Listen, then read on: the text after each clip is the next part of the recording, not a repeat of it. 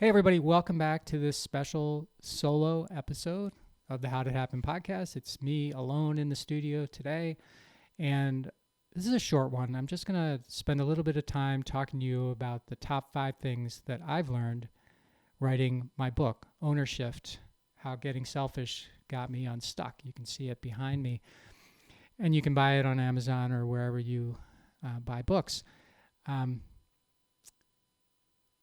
I wanted to share this because I think that there is a book inside everyone. I knew there was a book inside me for a long time. I didn't know how to get it out though. And maybe you have a book inside of you that you're not quite sure how to get out. So now that I've been through the process and I've gotten the book out, I thought it would be instructive or helpful to take you through the top 5 things I learned writing my book.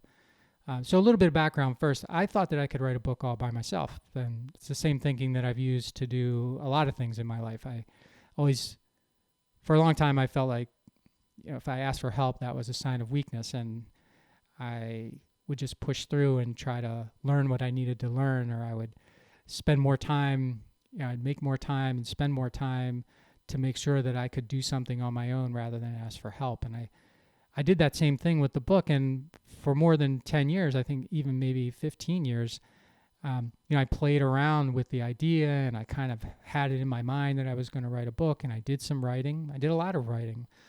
Here and there I would write, and it was all in different places. Like sometimes I'd write on the computer, and sometimes I'd write on a notebook, and sometimes I'd write on a legal pad. Sometimes I'd write on a scrap of paper. And I was writing, but I didn't have any way to coordinate my thoughts or organize them. And so while I was filling up a file cabinet full of writing, it wasn't going anywhere in terms of becoming a book. There was nothing connected and not even close. And and that didn't get me anywhere. So at the end of 2019, going into 2020, I was setting my goals, and I thought to myself, okay, I know there are organizations out there that can help me write the book. I've been dragging my feet for 10 years or more to write a book. I got to get this thing done. So I made the determination that I was going to get the book done, and then I set about figuring out how to actually do it, because once I wrote it down as a goal, there was no stepping back from it. I had to get it completed. And so as a result of doing that, I learned a lot of things, and these are the top 5 things that I learned, and maybe they will help you write your book. Number 1, you need a roadmap. So there is a formula to writing a book, and I had no formula until I hired Scribe Media, which is a company that helps authors write books, or helps writers become authors. There's a sort of a distinction that they like to draw there.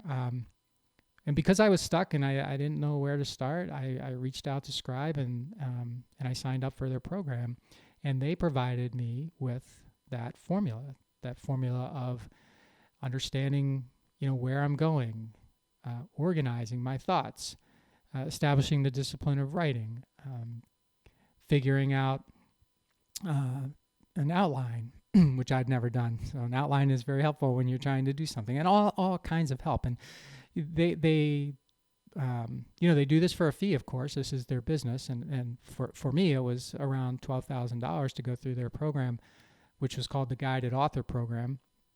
That's a program they have where the author, or me in this case, actually writes the book themselves, but they do it with guidance from the Scribe team and the Scribe process. They also have other options where they will write the book for you. You can dictate the book, and they'll help you, edit it, put it together, all kinds of different options. I took the Guided Author one. That was the investment for it. And it was worth it, because all of the energy and time that I had wasted in all those years of sort of trying to do it on my own, or thinking I could do it on my own, was just robbing me of really the opportunity to get it done. I just wasn't getting it done, and the investment was, in my estimation, well worth it to get the formula and get the book done. Number 2 is you need consistency. So once I started in the scribe process, I wrote almost every day for a year to get the book done. And that sounds like a long time, and it sounds like a lot of commitment, but it's really more about it is a long time, but it really is more about the consistency than anything else. And when you start out writing a book, like my book, for example, I think I had, ultimately it's about 40,000 words, but it was much longer than that during the time that I was writing it. And if you think to yourself, okay, I'm going to write a book of 40 or 50,000 words, it's pretty daunting. It's a lot. It's like taking a huge step over, the Grand Canyon as opposed to a single step to get started. So Scribe's process, and the one I followed, breaks it down into manageable chunks. So every day I would write. It wasn't a big commitment. It was somewhere around an hour, maybe less, maybe a little more. And my goal was to write 250 words a day, which is not a lot of words, maybe 2 paragraphs. And if I wrote 250 words, I was done. If I wanted to write more, which I often did in the time frame that I had, I did. But if I wrote 250, I was done, and that was a success for the day. So it broke down the process into small steps, and it was very, very manageable. Number 3 is you'll probably change course as you go along writing your book. You may have an idea when you start out of what you're trying to accomplish, and as you start writing, it just doesn't follow that path. That happens. That's natural. I'm told. It certainly happened for me. It didn't feel natural because I thought I would just start and write my 250 words a day, and in 3 months I would have a book. And that's not what happened. In fact, I wrote a lot and then had to change the direction that I was going in based on feedback that I was getting from the editors at Scribe, which was really great feedback. But it was also very real because they want their company and you to produce good books. And I was not on the path to produce a good book, and they told me that I was not on the path to produce a good book. So the point is, you'll probably change course as you're going through. That's normal, and go with it, because the job is to write a good book, write the very best book that you can write.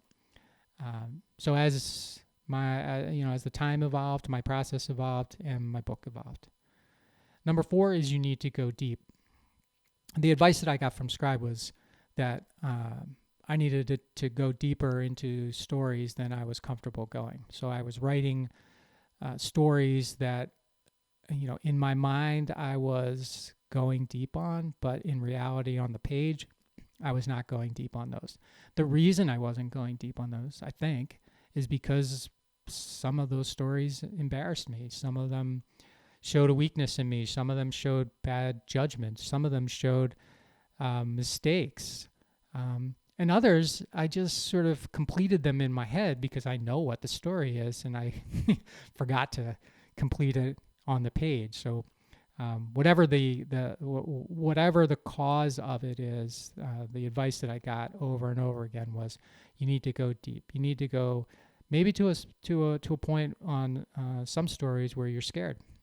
It's just scary.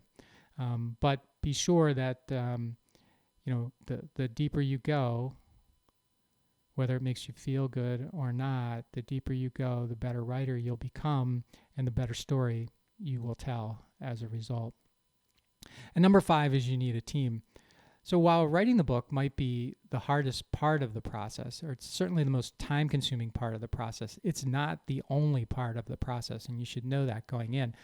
I think, I took for granted a lot of the other things that needed to happen. For example, coming up with a title or a subtitle, because most books have subtitles. Or coming up with a cover or cover design, and then the editing process takes forever. And then you've got the page layout and the font and the typeface and the pricing and the marketing, and the list goes on and on and on. And maybe some people out there can manage all that by themselves, but I couldn't. I needed a team, and Scribe provided a lot of the team that I needed as part of their package, which again made it attractive to to work with them.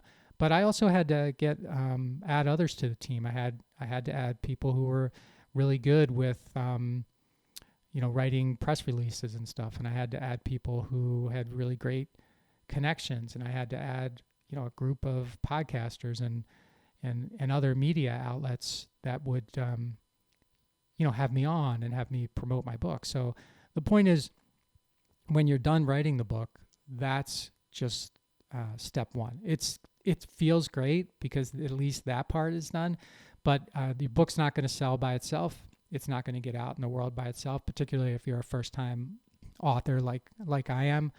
Nobody knows, so you have to help them get to know you and get to know the book. That's part of the author's job, and it's part of the responsibility. I mean, if you're proud of your work, you want to get it out there so that it impacts and affects as many people as possible.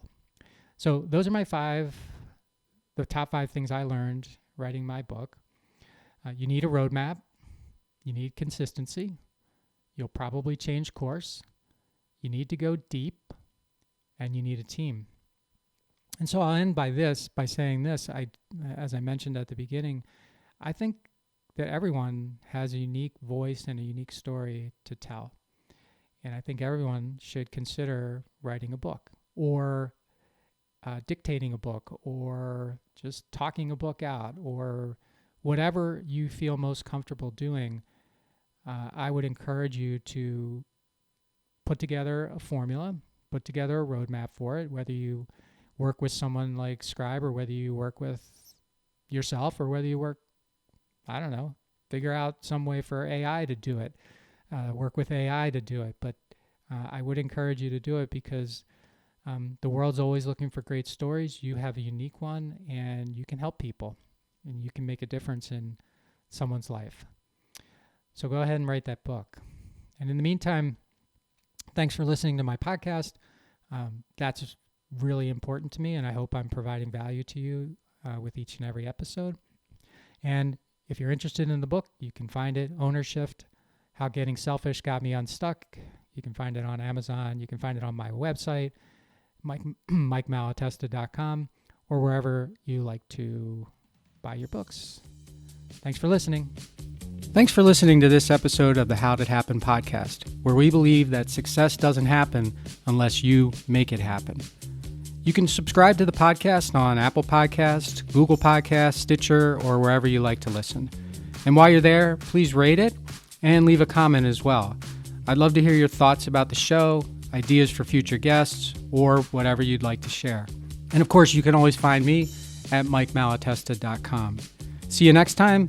Thanks again for listening to the How'd It Happen podcast.